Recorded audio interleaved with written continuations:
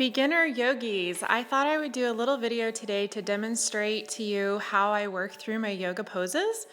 I had someone ask a question about, how long you hold each pose and is it a full 5 minutes? And so I wanted to just kind of clarify.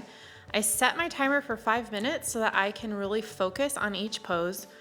And I work on holding the pose as long as I can without straining my muscles or, putting stress on my body.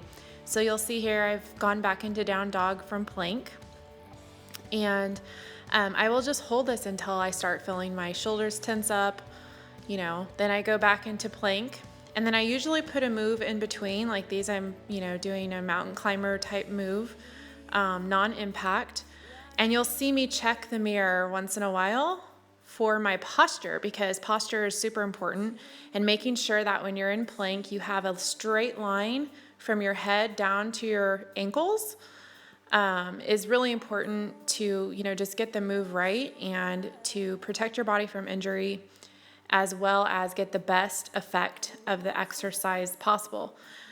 So then when I'm done with that, I'll go back into my down dog and really focusing on each time I go back, trying to get my straight line between my hips and my hands as possible, as well as getting my heels as close to the ground as I can without hurting myself.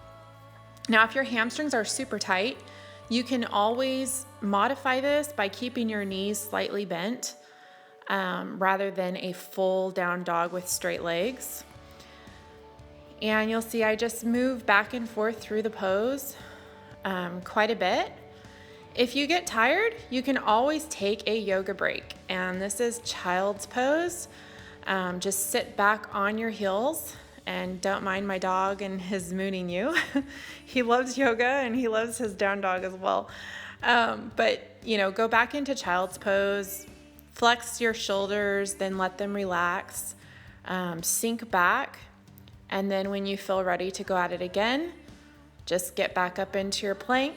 And I do recommend, if you have a mirror, I have these big gym mirrors, but if you have a mirror that you can put by you so you can check your posture in plank, that's really a good idea. But then just go back into down dog, and that's really my routine. As we go through this challenge, I'll be posting more videos of my I call it my yoga flow, and these are when I take the moves and I pair them with other moves, as part of my yoga practice and the move that I do of the day. But I do recommend setting a timer on your phone because it relaxes your brain and you're not stressed out about thinking how long you have left. I don't know about you, but I am such a busy person, and like I said in the video I posted yesterday, my brain is just like constantly going, and if I don't set a timer, I'm worried the entire time about how long has it been? Have I done this long enough? Can I stop now? If I set a timer on my phone, I found that it just takes that pressure off my mind, because I know I'm not going to miss anything. I know I'm going to be warned when my time's up. So I highly recommend that. It will definitely relieve stress on your brain and allow you to focus more. So this is a side view because I wanted to show you as well from the side the pose. And you'll see my heels are higher off the ground in the beginning. And what you really want to focus on is just, again, those straight lines, like getting, from your butt down to your hands should be a very straight line. Doing pedals like I just did on the video will help release your calf muscles, and your heels will be able to drop naturally.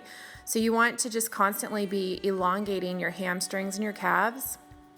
And then when you're tired, go back into plank.